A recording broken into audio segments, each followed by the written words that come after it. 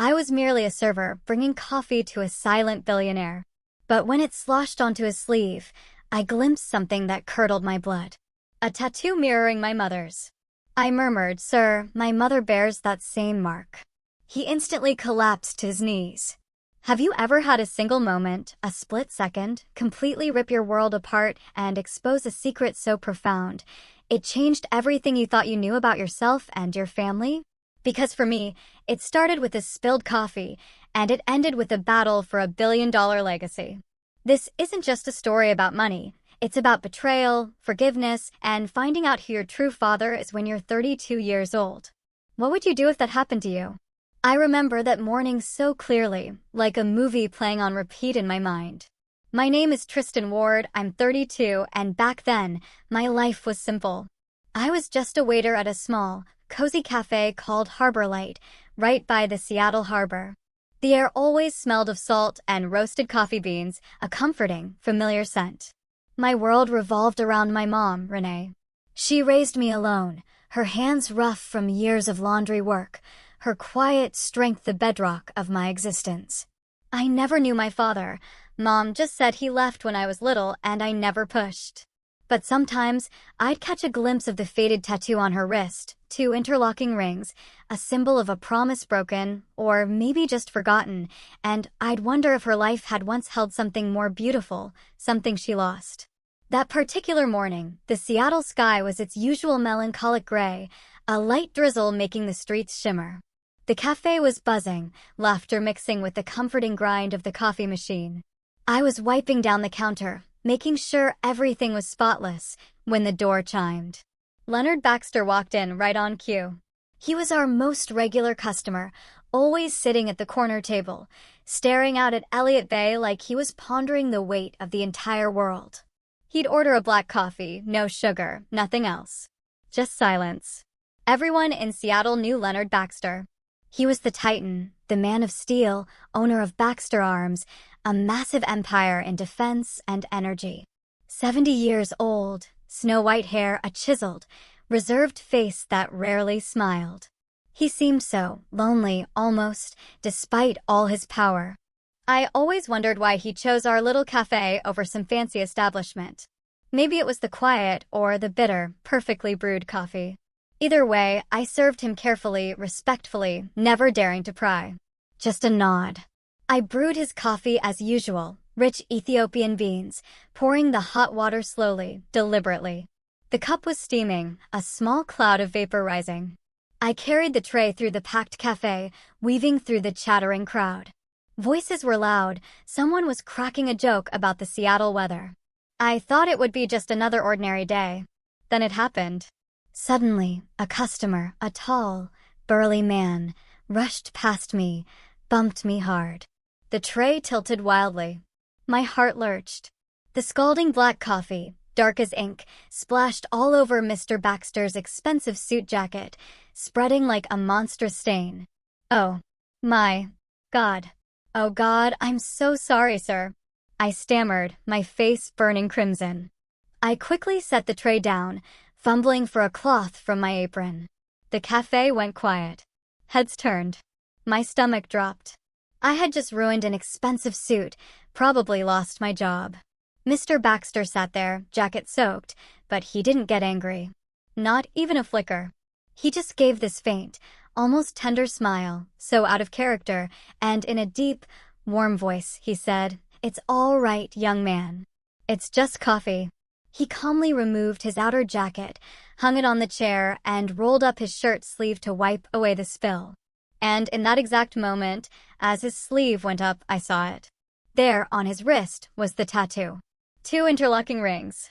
Faded black ink, identical, exactly like the one on my mother's wrist. I froze. My mouth went dry. My heart hammered against my ribs, ready to burst. It couldn't be. That was Mom's tattoo. She'd told me it was a memory of an old love, a vow long forgotten. I'd never seen anyone else with it. Though the tattoo? My voice was a shaky whisper. It's exactly like my mother's. Mr. Baxter heard me. He suddenly stopped mid-wipe. His eyes widened, his face draining of all color. From calm to profound, gut-wrenching shock, as if he'd been physically struck. His hand trembled. His lips moved soundlessly, trying to form words, but they choked in his throat. The entire cafe seemed to hold its breath. The distant crash of waves from Elliott Bay was the only sound. I didn't understand anything. Just a rising dread, a chilling certainty that my world was about to shatter. Who is he? Why the identical tattoo?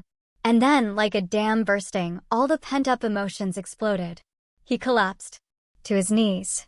Right there on the cafe floor, in front of everyone. Tears streamed down his face, landing on the old wooden planks. The cafe fell into absolute silence. No clinking cups, no laughter. Just his ragged, broken breathing. My son, he whispered, his voice cracking, his arms reaching out and clutching my legs. I stood there, paralyzed, unable to process what was happening. My mind was spinning, heart racing. In that instant, I knew one thing. My life had just irrevocably changed. A secret, buried for decades, had just been dragged into the blinding light, and I was utterly unprepared. The cafe remained stunned, frozen in time. Mrs. Martha, the owner, rushed out from behind the bar, her face pale. "Tristan, what's going on? Mr. Baxter, are you all right?" I tried to help him up, my hands trembling as they touched the shoulder of this powerful man, now frail and broken. He struggled to his feet, wiped his tears with his sleeve, then gently, almost pleadingly, gestured for me to sit at a nearby table. His face was still red-eyed, but he was trying, desperately, to regain composure. "You sit down, son. I need to ask you a few things." My legs felt like jelly as I sank into the chair. The cafe slowly started to buzz again, whispers spreading like wildfire. Someone was taking photos. Someone was making calls. But I didn't care. Mr. Baxter looked at me, his eyes deep, searching, like he was sifting through lost memories. He asked slowly, word by word, his voice hoarse, "Your mother? What's her name?" I was so surprised. Why ask that? But then, the tattoo. "Of course." I stammered, Renee. Renee Ward. "She's my mother." Just those words. But they were a time bomb. Hearing her name, his heart seemed to seize. His wrinkled face briefly lit up, a spark of hope in his clouded eyes, then just as quickly, it was shrouded in overwhelming pain. He sighed, a deep, heavy sound, his voice choked with emotion. "Renee, my God, my Renee." He gripped my hand, his touch cold and shaking. "I need to see her. Now. Right now, son. Please. Take me to her." His plea was desperate, raw, as if not seeing her would literally kill him on the spot. My mind was chaos. How did he know my mother? What had happened between them? But looking into his eyes, full of such desperation and regret, I knew this was serious. Deeper than I could possibly imagine. I nodded, my voice faint. "All right. I'll take you." We left the cafe under 100 curious stares. My old car, a beat-up 90s Ford with faded silver paint, rumbled loudly when it started. Mr. Baxter sat in the passenger seat, silent, his eyes fixed on Elliott Bay, just like in the cafe. I drove, my hands tight on the wheel, my heart restless. The drive from downtown Seattle to Fremont isn't far, but that day it felt endless. Rain fell harder, the wipers clacked, and the radio crackled with economic news, mentioning Baxter Arms, his company. I glanced at him. He was clenching his fists, his lips pressed tight. "You know my mom?" I asked, finally breaking the stifling silence. He just nodded, his voice low. "More than no, son. She was everything to me." Fremont appeared, an artsy neighborhood with graffiti and small bars. But our apartment was in a quieter, poorer corner, less bohemian charm. A 2-bedroom unit, damp walls, creaky wooden floors. We'd rented it since I was a kid, and Mom had turned it into a home with old photos and small potted plants. My mother, Renee Ward, 60 years old, was a tough, hard-working woman. Her hair was streaked with gray, always neatly tied back, her hands calloused from 30 years of laundry. She was strong, rarely cried, but her eyes held a deep sadness. She was my pillar, teaching me that life is hard, but you must live kindly. That day, she was home, probably washing clothes or making tea, her daily routine. I parked in front, rain pouring down. Mr. Baxter stepped out soot-soaked, but he didn't care. I knocked, my heart pounding. "Mom, I'm home. There's a guest." The door opened. Mom stood there in her old apron, holding a dishcloth. She looked at me, then at Mr. Baxter, and froze. Her face went white, as if she'd seen a ghost. The cloth slipped from her hand, falling to the floor. "Leonard," she whispered, her voice choked with a mixture of raw emotion and pure hatred. Her eyes flashed with anger, then tears welled up. "Get out. You're not welcome in my home," she shouted, her voice breaking, pushing him away. I panicked. I'd never seen her like this. "Mom, what's wrong?" Who is he?" I held her, trying to calm her, but she was trembling, tears streaming, screaming at him. Mr. Baxter stood outside in the rain, eyes downcast, silent. The scene twisted my heart. I was nervous, scared, but my curiosity surged. What had happened between them? Why such hatred? I pulled Mom inside, closed the door, but Mr. Baxter remained outside, a ghost from the past. Mom finally started to calm down. He called me son. My words stopped her. She looked at me, then back at the door. After a long moment, she sighed, wiping her tears. "Fine. If he's here, let him in. But don't expect forgiveness." I opened the door, offered him a chair. Mr. Baxter entered silently, his eyes fixed on the old, damp wooden floor with its years of cracks. She sat opposite him, hands clenched, tears falling quietly. The air in the room was heavy, thick with unspoken history, ready to explode. I sat between them, torn, unsure what to do. After a while, when Mom had calmed somewhat, she looked at me, her voice steadier, though still trembling. "Son, if it's come to this, I can't hide it anymore. I'll tell you everything." She took a deep, shuddering breath, then began, her voice slow, like she was turning painful pages. It was 30 years ago. A beautiful love, crushed by power and betrayal. Back then, she was 30. Quietly beautiful, resilient, working at a small laundry. Leonard Baxter, a talented man from a wealthy family, met her by chance when he brought clothes to wash. Love blossomed quickly, ignoring their class differences. "I once believed love could conquer all," she said, her voice choking. They tattooed interlocking rings on their wrists, a symbol of eternal promise.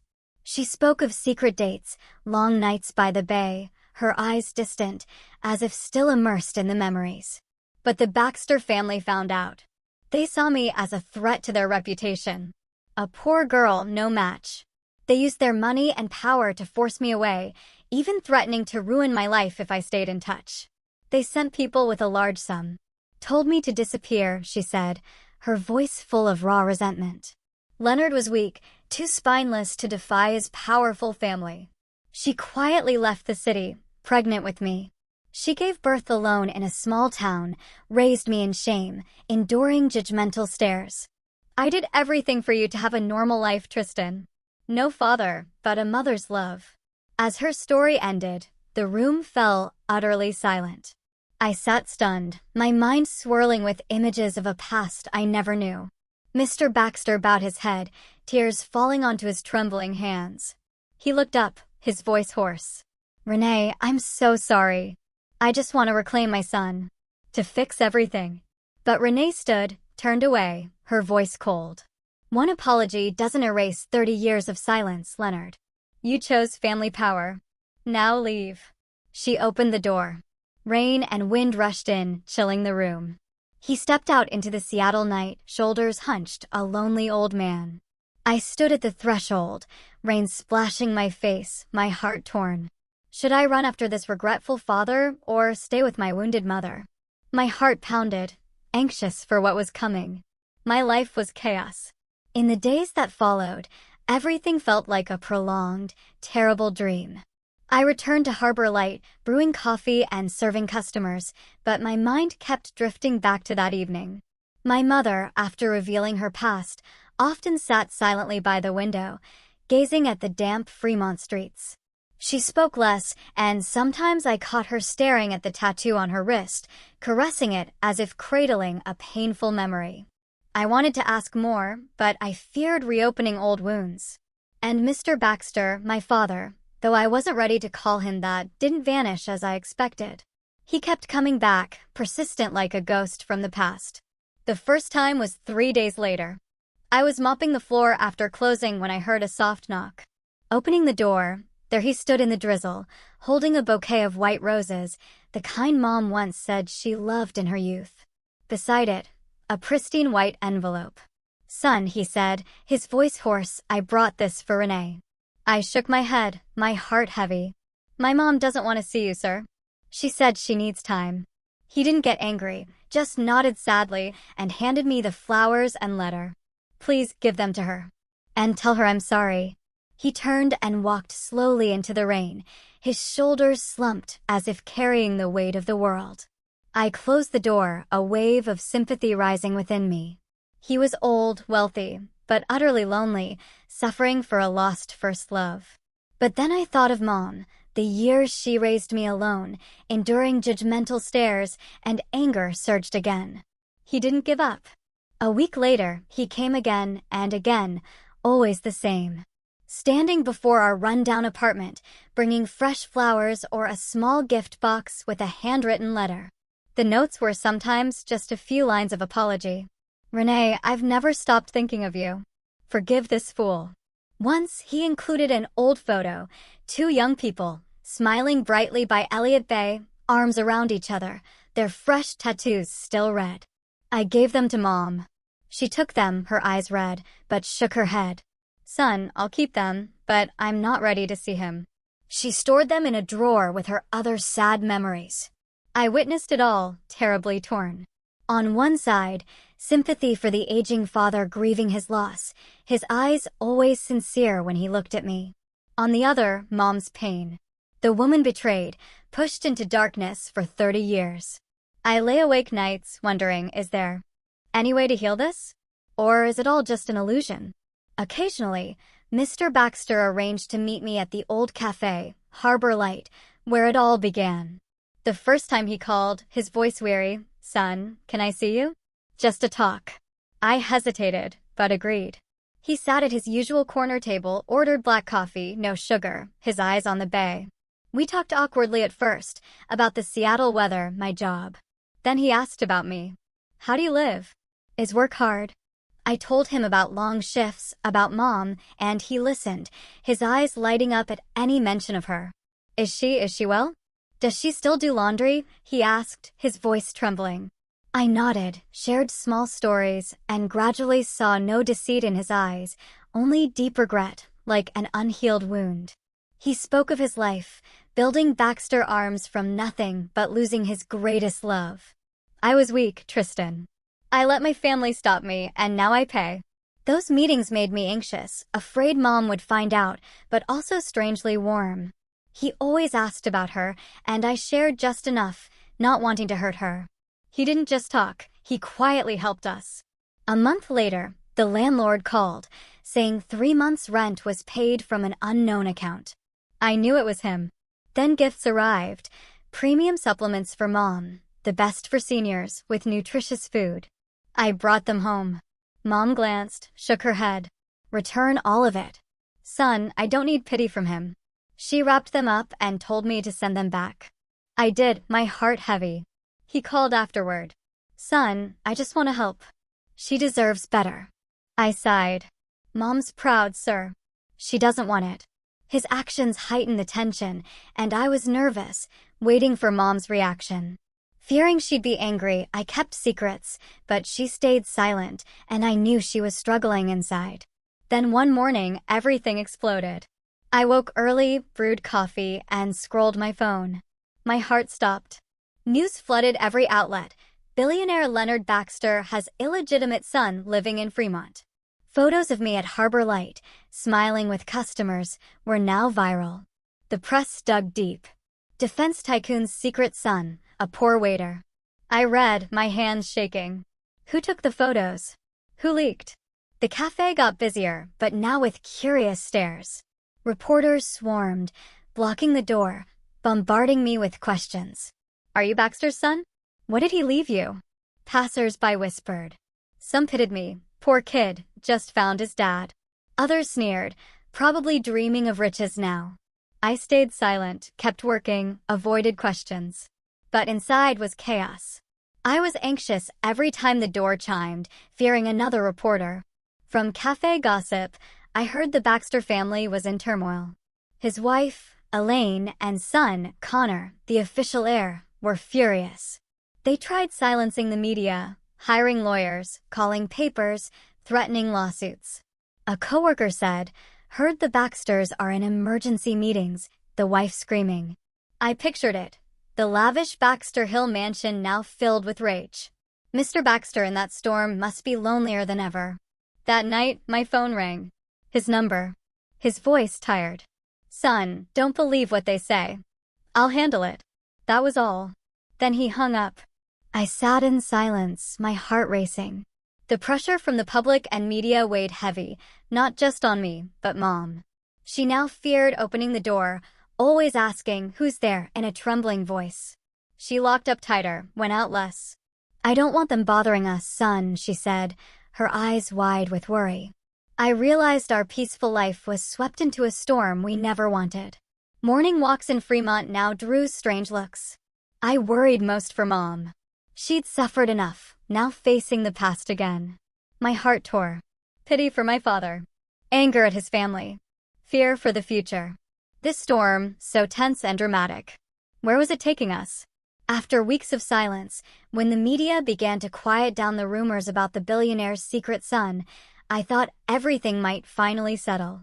I returned to my old routine, brewing coffee at Harbor Light, caring for Mom, and trying to forget Mr. Baxter. His handwritten letters still tucked away in the drawer. But then the news hit like an undercurrent. One morning, as I opened my phone and scrolled through the headlines, my heart tightened. Billionaire Leonard Baxter hospitalized with serious heart complications. The reports detailed he suffered a sudden heart attack, was rushed to a central Seattle hospital, then transferred after a few days to his Baxter Hill mansion for recovery and home treatment. Photos in the papers showed him looking older, face pale, but still with his familiar calm demeanor. I read it over and over, worry surging. He, my father, was seriously ill, and I had never truly called him that, from the heart.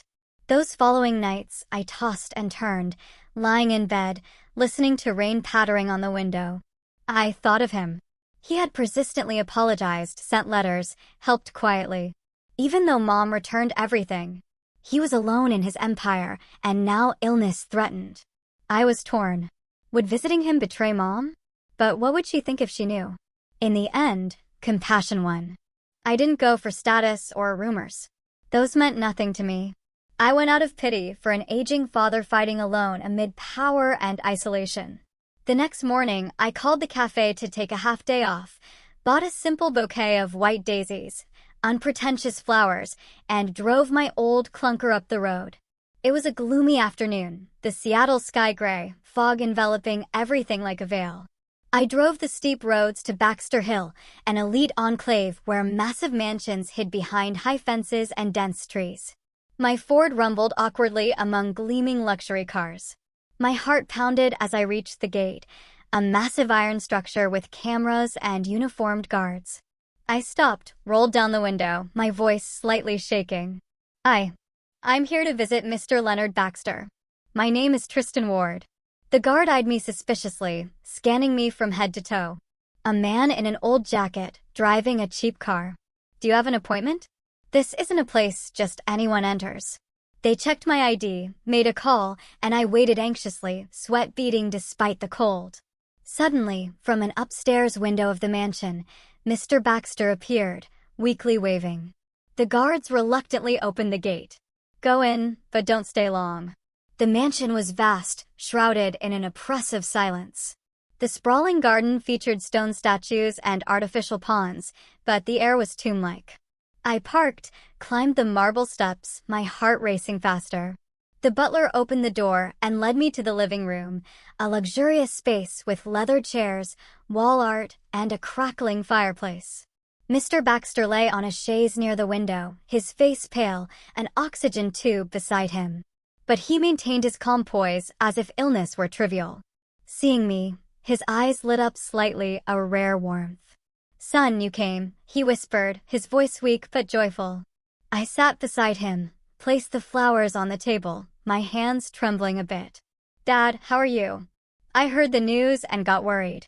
He grasped my hand, cold but firm. "I'm fine, son. Just an old heart. You coming is enough." We talked all afternoon. He spoke of his youth, building Baxter Arms from a small garage into a defense and energy empire. "I sacrificed much, Tristan. But now I only regret not having you by my side."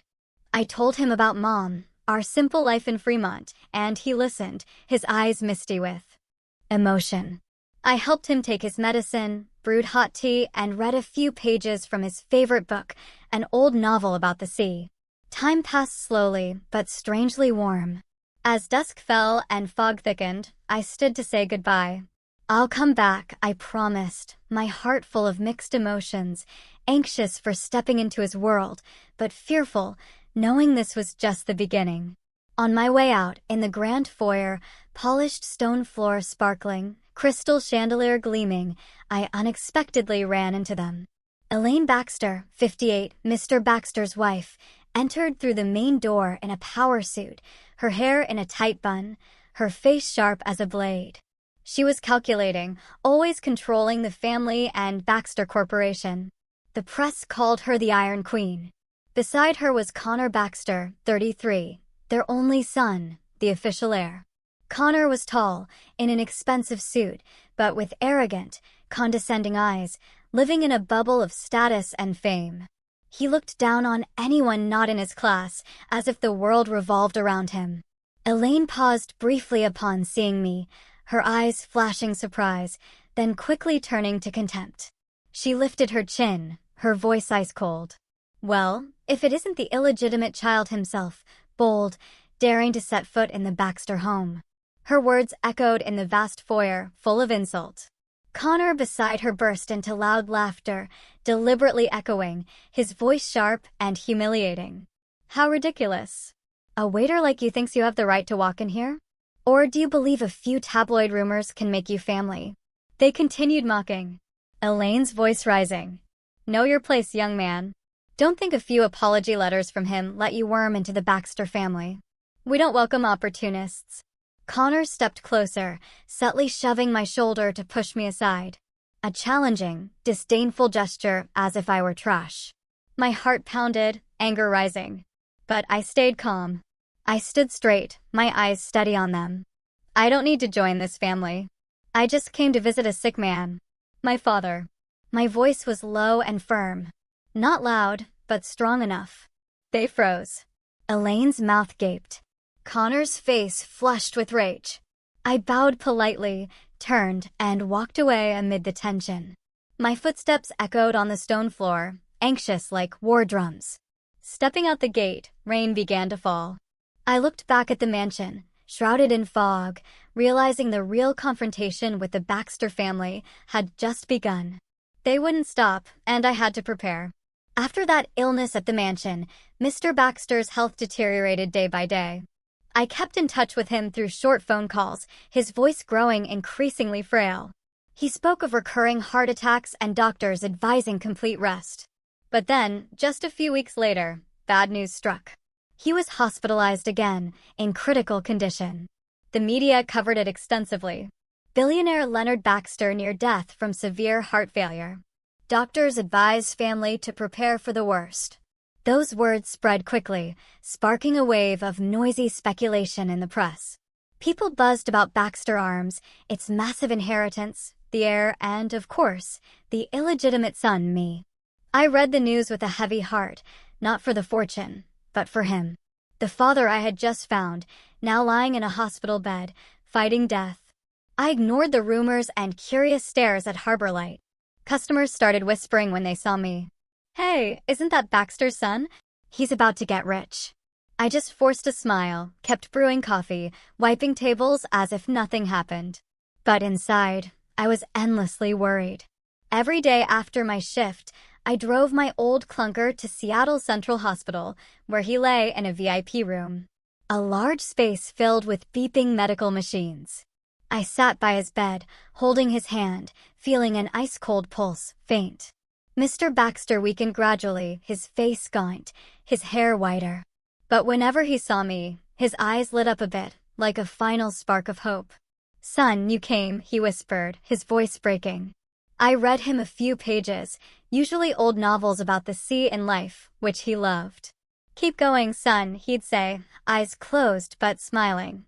Those moments warmed my heart, but also made me anxious, fearing it might be the last. In contrast, Elaine and Connor only made brief appearances. I saw them a few times, entering the room with fake expressions, Elaine forcing a stiff smile, Connor bowing politely, but his eyes full of contempt. They asked superficial questions. "How's Dad? What did the doctor say?" Then they left quickly, as if just going through the motions. Several times, catching me there, they only gave cold glances, suppressing anger, not wanting to cause a scene in front of Mr. Baxter. I clearly felt the hostility.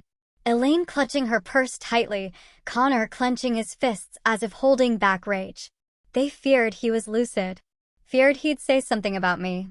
I didn't care, focusing on him, but anger surged inside. How could they be so indifferent? He was their husband, their father.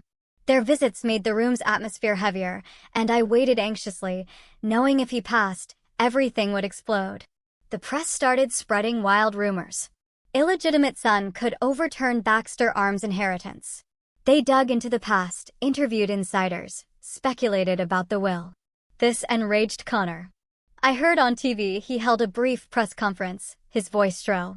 "I won't let anyone steal the Baxter fortune. It's our family legacy." He stared into the cameras as if threatening me. My heart went cold, not for the money, which I never dreamed of, but for his blatant greed. His words sparked public frenzy. Social media buzzed, one side supporting me as the lost son, the other mocking the opportunist. I turned off my phone, tried to avoid it all, but the pressure grew. One afternoon, after a tiring shift, I went to the hospital as usual. Mr. Baxter was sleeping. I sat reading beside him. Suddenly, in the hospital hallway, I ran into the two of them. Elaine walked ahead in an elegant black outfit, Connor following with a skull. She glanced at me, her eyes cold as if seeing someone beneath her class. A poor waiter daring to linger here. Connor stopped, smirked, and sneered. "Oh, it's you again. Playing the devoted son to win Dad over. Stop dreaming, kid. The money's mine." His voice was low but venomous, like a hissing snake. My heart raced, anger rising, but I stayed calm, remembering Mom's teaching, "Don't stoop low." I bowed slightly, walked away silently. No response. But inside, I was anxious, knowing this was just the start of bigger clashes. That night, returning home, Mom sat at the kitchen table, her face pale. She recounted that morning Elaine and Connor had come, bringing contempt and threats. "They knocked hard, son," she said, her voice trembling. Elaine threw a newspaper with my photo on the table, headlined "Baxter's secret son could inherit billions," and told us to stay away from the Baxters. "You're just the past. Don't dream of intruding," she said sharply. Connor stood behind her, a cold smile, calling me the bastard son chasing inheritance and Mom, someone without status who won't get a penny. His words cut like knives, full of insult. Mom said she was terrified, her heart pounding, her hands ice cold, but she stood tall, looking them in the eye. "You leave," she said firmly. Elaine, seeing this, clutched her bag and turned away, grumbling, Connor following with a threat. "You'll regret this." Her voice was calm retelling it. But I saw her hands still shaking, the callous fingers from years of laundry now gripping the table edge. I hugged her, my heart aching. How dare they come here and salt my mother? She had suffered enough, 30 years alone, now dragged into this whirlwind again. That night, I sat watching Mom doze off in her chair, her breathing steady, but her face still anxious. I realized the inheritance war I never wanted had truly begun. And this storm would sweep both of us into an unavoidable vortex. My heart raced, anxious, thinking of what was coming, Mr. Baxter fading, the will hanging in the balance, and that family doing anything to eliminate us. 3 days later, Mr. Baxter's condition suddenly worsened. I was at Harbor Light, brewing coffee for the afternoon shift, when my phone rang. A call from the hospital. The doctor's voice was cold but urgent. "Mr. Baxter is critical. He's asking to see you immediately." My heart stopped. I dropped the tray, asked for emergency leave, and sped through Seattle's drizzling streets. The hospital loomed ahead, neon lights flickering under the gray sky, and I rushed through the corridors, the antiseptic smell overwhelming. His room was crowded with doctors and nurses, machines beeping relentlessly, the air heavy like a dark cloud. He lay there, his skin pale, eyes cloudy, but it seemed he was waiting for just one person, me. A nurse signaled me in, and I approached, taking his hand. It was ice cold, his pulse faint, like a fragile thread. "Dad," I whispered, my voice trembling, calling him that for the first time without hesitation. He gave a weak smile, his eyes fixed on my face as if memorizing a final image. Then he quietly passed, his eyes closing peacefully, leaving me sitting there, tears streaming. News of Mr. Baxter's death spread like a tsunami through the media. Headlines screamed, "Billionaire Leonard Baxter dies at 70, who inherits the massive fortune?" From CNN to the local Seattle Times, coverage was relentless. Analyzing Baxter Arms, his life, and, of course, the illegitimate son, me. My phone rang nonstop. Reporters blocking the cafe and our home, bombarding me with questions. "How do you feel? Did he mention the will?" I turned off my phone, locked the door, tried to escape it all, but my heart was empty, aching unbearably. He was gone. The father I had just found, and I hadn't said everything I wanted. Memories flooded back. The spilled coffee at the cafe, the interlocking ring tattoos, the regret-filled letters. I sat alone in our Fremont apartment, staring at the rainy street, tears falling endlessly. Mom hugged me, crying too. "Son, he's at peace now. But we must be strong." Elaine quickly announced the funeral would be private at St. Helena's, a historic church on Seattle's outskirts, for family and close financial associates only. The press reported, "Closed funeral, no public access." I read it with a heavy heart. Would we be invited? Then an envelope arrived from his office, inviting Mom and me.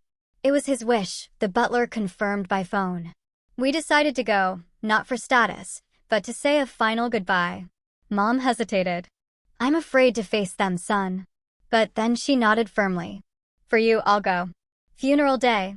Seattle rained torrentially, as if mourning him. We wore simple black, I in an old shirt, Mom in a plain dress, and drove to the church. St. Helena's appeared, high-vaulted roof, bells tolling mournfully. We entered quietly, drawing scrutinizing stares from all sides. Guests were all wealthy, businessmen, politicians, Baxter Arms partners in glossy black suits and sunglasses. They whispered, seeing us, "That's the bastard son. How dare you come?" I squeezed Mom's hand, trying to stay calm, but anxious, fearing confrontation. We sat in the back row, heads bowed silently. As the priest prayed, his voice echoing in the cold stone space, "Lord, receive the soul of your servant. Leonard," Mom whispered, "forgiveness." "Leonard, I forgive you." Her tears fell, and I stood behind, my heart utterly empty. No anger, no regret, just a vast void. He was gone, and I hadn't truly been his son. Memories surged, cafe meetings, his stories of the past, his eyes lighting up hearing about Mom. Now all was nothingness. Elaine and Connor stood up front, their faces stone cold. No tears, no emotion. Elaine in an elegant black gown, Connor in a shiny black suit, looking more like a business meeting than a funeral. Seeing us, they exchanged annoyed glances, then approached. Before everyone, Elaine spoke clearly, her voice echoing in the church. "This is no place for outsiders.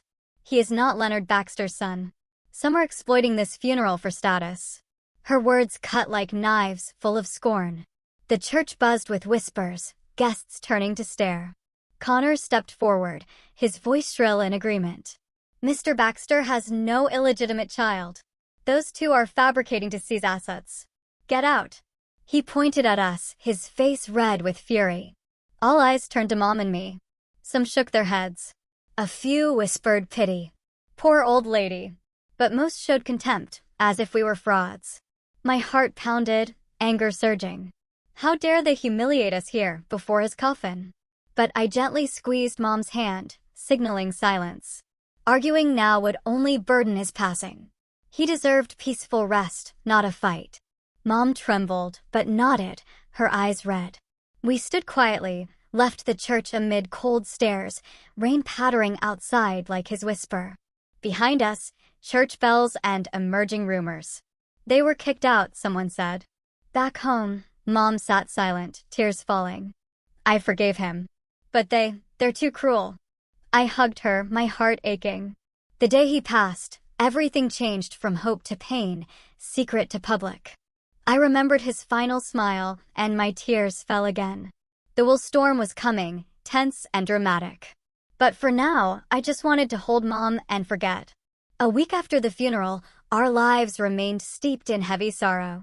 I returned to Harbor Light, mechanically brewing coffee, but my mind kept wandering back to St. Helena's Church. The whispers, the contemptuous stares, Elaine and Connor's insults. Mom went out less, sitting by the window, watching rain pattering on Fremont streets, her fingers tracing the interlocking ring tattoo. She tried to be strong, but I saw her weakening, skipping meals, sleepless nights. I worried for her, for myself, and for what was coming. The press wouldn't let go. Billionaire Baxter's will. Who inherits the empire? They speculated wildly, and each piece I read made my heart pound. I never thought of money. I just wanted to know what he thought of us in his final days. One morning, the phone rang in our small apartment. I was making tea for Mom, holding a steaming kettle, when an unknown number appeared. I answered, my voice shaky. Hello. A middle-aged man's voice, polite but serious. Hello, Tristan Ward. This is Miller and Green, Mr. Leonard Baxter's personal attorneys. We invite you and Mrs. Renee Ward to the will reading this afternoon. My heart tightened, anxiety surging. Will. The word felt like a ticking bomb. I stammered, yes, we'll be there. Hanging up, I turned to Mom at the table, my eyes wide. Who is it, son? I explained slowly, and she shook her head immediately. I'm not going. I don't care what he left. It's all the past. I understood her pain. 30 years pushed aside. Now dragged into power games. She was afraid. Afraid of facing Elaine and Connor. Afraid of rumors. But I persuaded her, sitting beside her, holding her hand. Mom, I don't want money either. But I want to know what Dad thought in his last days. He regretted it. He tried. Let's go to say goodbye one last time. She looked at me for a long moment, tears on her wrinkled cheeks. She sighed. All right for you. We prepared, dressing simply. I in an old black shirt, Mom in a plain black dress, and drove to Miller and Green in downtown Seattle. Streets crowded, light rain. My heart beating faster than ever. Anxious about what we'd hear. Their reactions. The office was in a gleaming high-rise, oppressively luxurious. As Mom and I entered the conference room, a spacious area with a long wooden table, leather chairs, faint coffee scent, Elaine and Connor were already waiting. They froze, not expecting us to be invited. Elaine's sharp features, her hair in a tight bun, her power black suit, she paused a second, her eyes flashing surprise.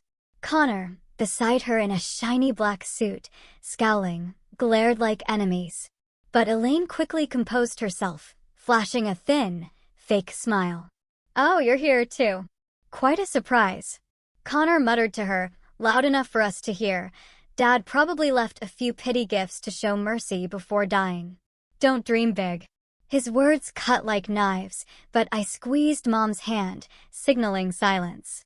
We sat opposite, the room tense like a drawn string, anxious, waiting, our hearts pounding, wondering what he decided. The lawyer, Mr. Miller, about 60, with silver hair and gold-rimmed glasses, entered with a thick file. He sat at the head, his voice calm. Thank you for coming. We will now read Mr. Leonard Baxter's official will. He opened the file, reading clauses slowly, evenly. Everyone was silent. Only the soft rustle of pages in the elegant space, like a countdown clock. He read about charities, company employees, minor assets. All listened. Elaine clenched her hands. Connor tapped his fingers impatiently. I looked at Mom, her head bowed, her eyes red, anxiety rising. I wondered, what did he leave us? A final apology? At the very end, the room nearly exploded in silence. Mr. Miller's voice rang out, clear and steady. All assets, shares, and real estate of Leonard Baxter are legally transferred to Tristan Ward and Mrs. Renee Ward. I froze, my ears ringing. Everything? Baxter Arms? The Empire? Mansions? Bank accounts? All to us? The lawyer continued. Mrs. Elaine Baxter and son Connor Baxter received symbolic assets, an Oregon vacation home worth about $5 million US and $2 million US cash. The room fell dead silent. Elaine froze, her hand white, knuckles gripping her glass, her face ashen. Connor jumped up, slamming the table with a thud, his face red with rage. What? This is a joke. The old man went mad. They hurled insults. Elaine's voice shrill. Those two manipulated him when he was sick. What did you do? I'll sue. Take it all back. Connor pointed at me. You bastard. Don't think you'll steal from me. Chaos erupted, chairs toppling, shouts echoing. I stayed calm, though my heart was racing. I helped Mom stand. She trembled, her eyes wide in shock. I bowed, thanks to the lawyer. Thank you, sir. Then we left slowly, down the hall, leaving behind toppled chairs and angry shouts in the sealed room. Elaine screamed, "You'll regret this." Connor slammed the table again. Outside, the rain was heavier. We got in the car, my mind chaotic. Massive fortune, but no joy. Only heaviness, anxiety for the coming fight. Before leaving, the lawyer ran after us, handing a sealed envelope. Mr. Baxter wanted this given to you after the reading. Open it at home. That night, in our small Fremont apartment, under the warm yellow light, I opened it. Inside, a handwritten letter, his shaky script, and a DNA test confirming I was Leonard Baxter's biological son. My heart tightened, tears falling as I read. My dear son, I regret the past, losing you and Renee. My final days with you were the most peaceful. No power, no ambition, just belated love. He explained, I leave the assets not to atone, but because I trust you with kindness and clarity to protect the Baxter legacy from those turning it into a tool of greed. Use it for good, son. Finishing, I sat stunned. The yellow light flickered on the trembling letter, and for the first time, I felt the pain, loss, and love of a father. Late, but sincere. Just a few days after the will reading, major Seattle newspapers simultaneously splashed sensational headlines. Baxter Corporation faces massive asset dispute. Shocking will leaves everything to illegitimate son. I woke early, brewing coffee in our small Fremont apartment, when my phone buzzed incessantly. Opening it, the screen was flooded with notifications. Seattle Times, The Stranger, even local CNN. They wrote about us like a Hollywood drama. Illegitimate son unexpectedly inherits billion-dollar empire. Rumors spread like wildfire, claiming I, Tristan Ward, had exploited my dying father to seize the fortune. He sat by the bedside, whispering sweet nothings, one article wrote, with a stolen photo of me outside Harbor Light. My heart tightened, anger surging, but also fear. How did they know? Who leaked it? I never dreamed of money. I just wanted a peaceful life with Mom. But now we were thrust into the storm center. Elaine and Connor didn't sit idle. They hired top attorneys from a leading New York firm and held a press conference the next afternoon. I watched on TV, sitting with Mom in our cramped living room. Elaine stood at the mic, heavily made up, her voice icy. This will is invalid. Leonard Baxter was not of sound mind, emotionally manipulated by a stranger. She stared into the camera as if at us. We will fight to the end to protect the family legacy. Connor beside her, scowling, echoed, it's a scam. How can a broke waiter be a son? We'll prove it. They presented fabricated evidence, statements from a close doctor claiming cognitive decline. Mom tremblingly turned off the TV. "Son, what will they do to us?" I hugged her, my voice reassuring, but hard and anxious. "Don't worry, Mom. Truth will win." But that night, I lay awake, imagining courtrooms, swarming reporters, Connor's rage. He wouldn't stop. Social media split into clear camps. I scrolled X, formerly Twitter, #Baxter Inheritance trending. One side believed the will, justice finally for the lost son. #Justice for Tristan. The other mocked me as an opportunist. Waiter exploits dying old man. Pure greed. #Baxter scam. Comments poured in.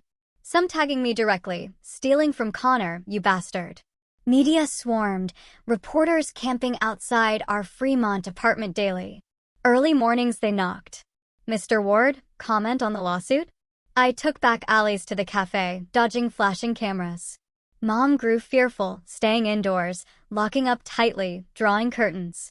"I can't take it anymore, son," she whispered, her hands shaking, holding a glass. I stayed silent, ignored the press, waited for the court to accept the case. But inside was chaos, anxious every ring, fearing bad news, fearing Mom breaking under pressure. The waiting days dragged endlessly. I still worked at the cafe, brewing black coffee, no sugar, like he ordered.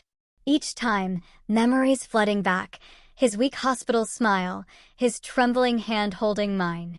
Mom stayed home, trying laundry work, but her hands were shaking, her eyes red. I came home early, cooked for her, told funny cafe stories to make her smile. But late nights, I scrolled Reddit comments, anger rising. Why wouldn't they leave us alone? We never asked for anything. Elaine and Connor continued their campaign. A second press conference, presenting evidence, old letters, staff statements claiming he was manipulated. I called our lawyer, Mr. Miller, who read the will. He reassured me, "We have solid proof. Don't worry." But anxiety lingered like a shadow. The trial opened at the Washington State Supreme Court, a historic building in Olympia, 2 hours from Seattle. Plaintiffs Elaine and Connor filed to invalidate the will, accusing me of exploiting a sick man for assets. First day, we arrived early. Mom in a simple black dress, me in a borrowed, old suit. The courtroom was packed. Reporters, lawyers, guests. Elaine sat opposite, her face ice cold, Connor beside her, glaring hostilely. The judge's gavel struck. Trial begins. Their lawyer, a sly veteran, presented. Mr. Baxter had severe heart failure, not lucid. Tristan Ward exploited, coerced the will. They submitted evidence, medical reports, doctor statements. My heart pounded, anxious, waiting our turn. Would our proof hold? In session, our lawyer, Mr. Miller, stood calmly, submitting our evidence. First, the DNA test confirming paternity. The paper from his envelope, proving I'm his biological son. The courtroom buzzed. Next, his handwritten letter, shaky but clear. I was fully lucid when signing. Then, notarized statements from his old lawyer and butler, witnessing him sign willingly, lucidly. No pressure. Mr. Baxter acted freely. No manipulation. The butler testified. Elaine stayed composed, her face paling, her hands clenched. Connor kept interrupting, shouting, all staged. Fake. He stood, pointing at me. You bribed them. The judge warned him, but Connor fumed.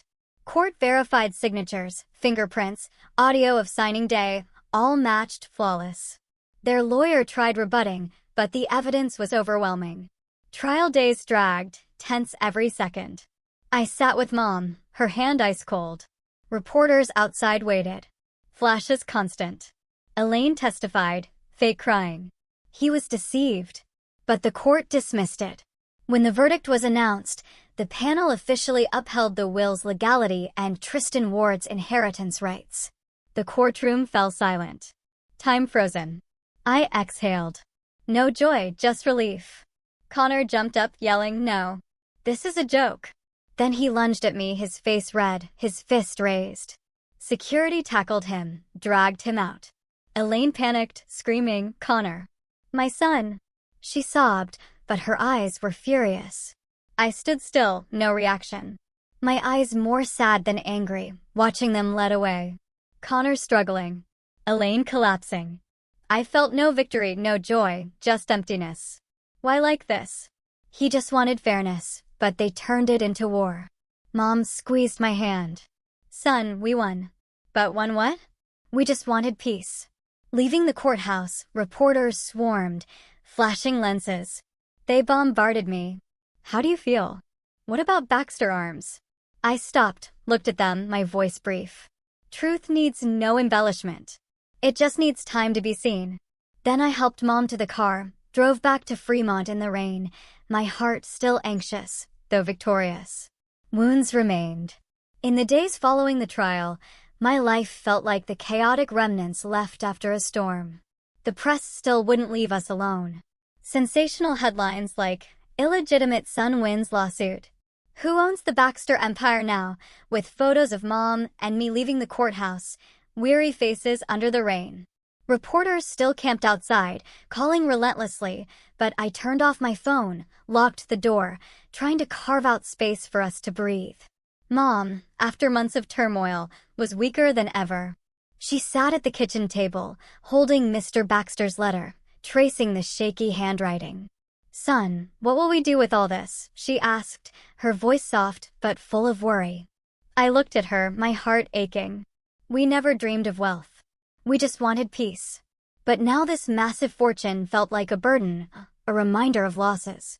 I decided we had to leave noisy Seattle, where every glance carried rumors, where memories of him, the courtroom, the insults remained fresh. I began arranging everything. Hired lawyers to handle inheritance paperwork, sold most non-essential assets. The Baxter Hill mansion, downtown properties, minor shares, keeping enough for comfortable, not extravagant, living. Sale proceeds went into a separate fund, untouched unless needed. Mom initially resisted. "Son, we're used to here." But I persuaded her. Seattle is the past now. We need a new place where no one knows who we are. She nodded, her eyes red. We chose Port Townsend, a small coastal town on the Olympic Peninsula, 2 hours by ferry from Seattle. Peaceful, with sparkling Puget Sound, lush pine forests, and salty sea breezes. I bought a modest house on a slope overlooking the sea, dark wooden roof, old stone walls, a spacious front porch. Not expensive, but the view breathtaking. Waves lapping, boats drifting, fiery sunsets every evening. We moved in on an autumn morning. Our belongings just a few boxes, old books, family photos, and his letters. Life gradually returned to peace after months of storms. In the early days, Mom and I cleaned the house, repainted walls white, planted lavender on the porch, her favorite from youth. Its sweet scent drifted with the wind. She planted herself, kneeling on the damp soil, calloused hands digging, smiling at the new shoots. "Son, these flowers will bloom beautifully." Watching her, my heart warmed. Her face, losing worry lines, was replaced by serenity. Nights, we sat on the porch listening to waves, sharing old stories. Fremont years, Mr. Baxter, the interlocking ring tattoos. "I once thought my life was only suffering," she said softly. "But now I feel peace." I nodded, but still anxious, fearing the past returning, fearing Elaine and Connor not letting go despite the verdict. But Port Townsend was another world. Locals friendly, not nosy, just greetings on the street. We blended in gradually, like two ordinary people escaping the big city. I decided to open a small cafe, naming it Interlock, a symbol of the shared tattoo between my parents. 2 rings entwined, reminding of a love severed, but finally reconnected. The idea came suddenly, sitting by the sea, thinking of mornings brewing at Harbor Light. "I'll make a cafe like that, Mom," I told her, and she smiled. "Great idea, son." Like a memory of him. I designed everything myself. Found a seaside space, an old wooden building. Painted walls pale green, rustic wooden tables and chairs. A counter with manual coffee machines. I learned bean roasting, experimented with recipes. Black coffee, no sugar, like he loved, with homemade baked goods. The cafe opened after 3 months of prep, quickly becoming a local favorite. They came for good coffee, sea views, cozy vibe. No one knowing the owner was once the center of a massive inheritance lawsuit. "Nice place, buddy," a local fisherman said, sipping espresso. I smiled, strangely joyful. This was the life I wanted. Simple. No power. Every morning, Mrs. Renee helped brew coffee, arrange pastries, chat with regulars. She rose early, clean apron, hands deftly stacking toast, homemade croissants. "How's the coffee today, ma'am?" customers asked. And she beamed. "Great, dear. Try it." Her face brightened after years of gloom, wrinkles softening, eyes sparkling, humming softly while working. Watching from the counter, gratitude filled me.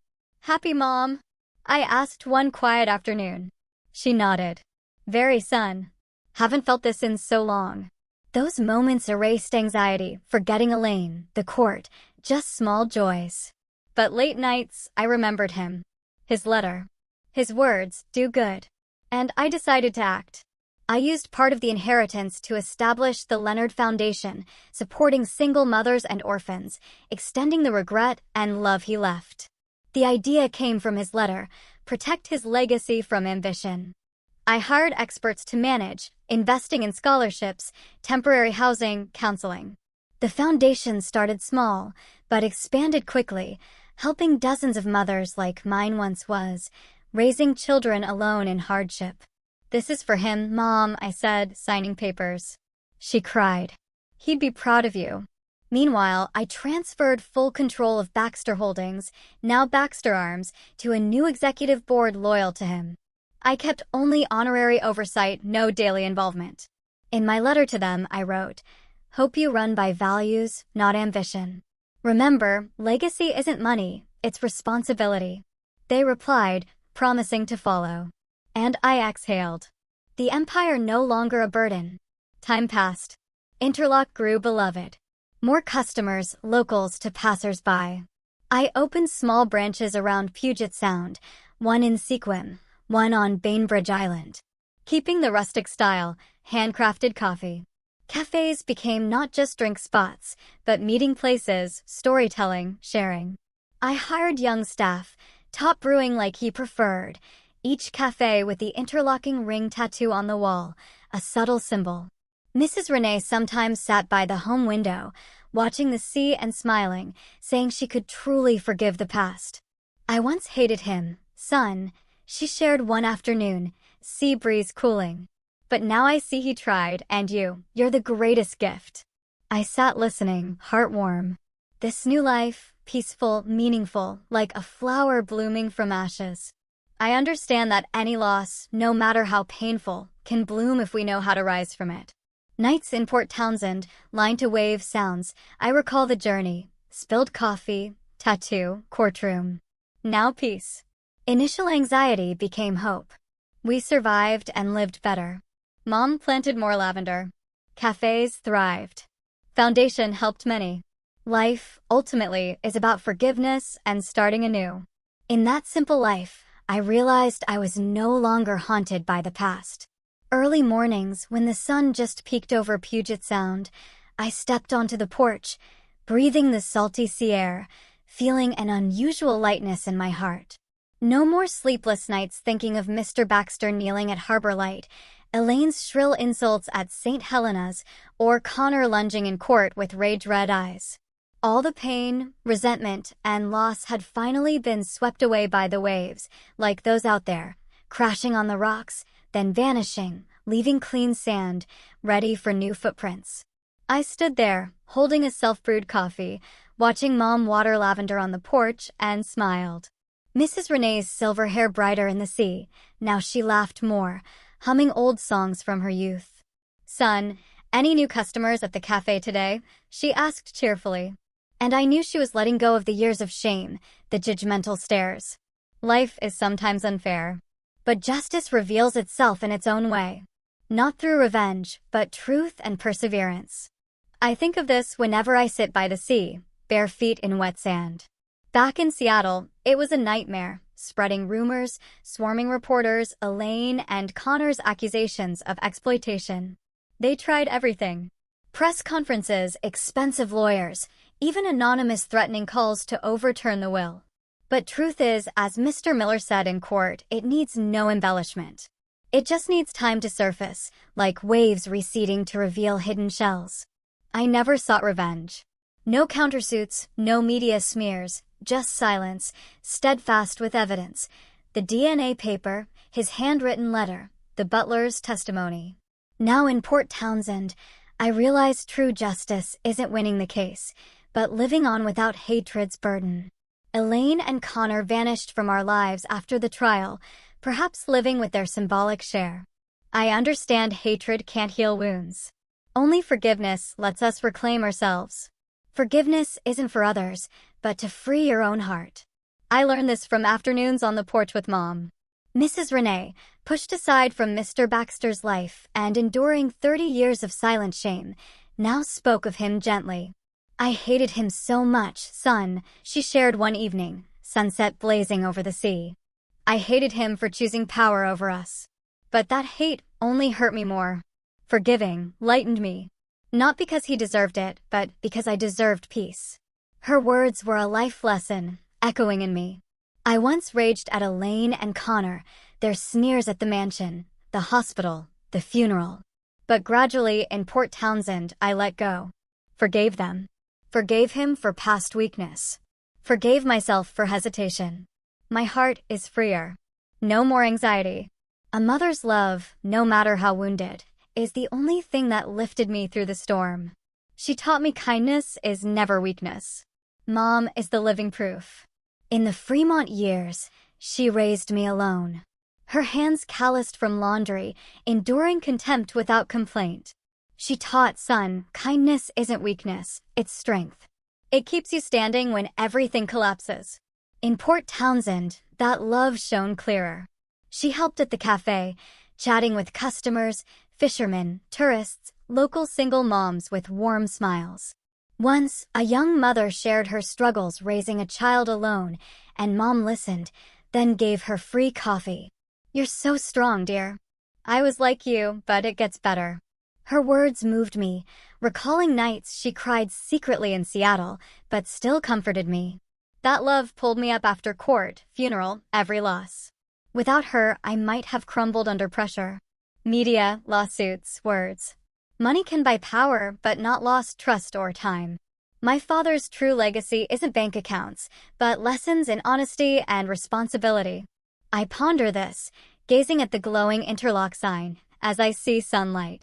The vast fortune from Mr. Baxter, billions, Baxter Arms shares, once a burden, but now clear, money is a tool. It buys mansions, luxury cars, but not the 30 years he missed with me, not the trust Mrs. Renee lost. His true legacy is his letter, his regret, his faith in my kindness. I used the money responsibly. The Leonard Foundation helped hundreds of single mothers, scholarships for their kids, temporary housing, job counseling. Once, a mother wrote, "Thanks. You saved our lives." My heart warmed, knowing this redeems him, through me. For Baxter Arms, I oversee remotely, ensuring a clean tech focus, not ambitious weapons. Money now bridges good, not power. Like Elaine thought, I spend the rest of my life spreading this, helping the vulnerable, funding single mothers, repaying what I received. Years in Port Townsend flow peacefully, but I don't stop. The Leonard Foundation expands. Seattle branch, charity partnerships, vocational training for orphans. I speak, not boasting, but sharing from waiter to air, lost to peace. Life gives lessons, I say at a conference, and we must give back. Mom, proud, you did well.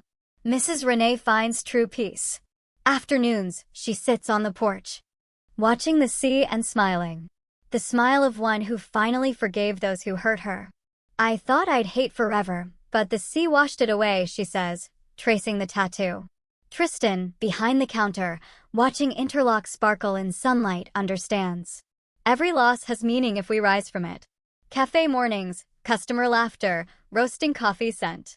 I feel it clearly. The spilled coffee years ago was the start.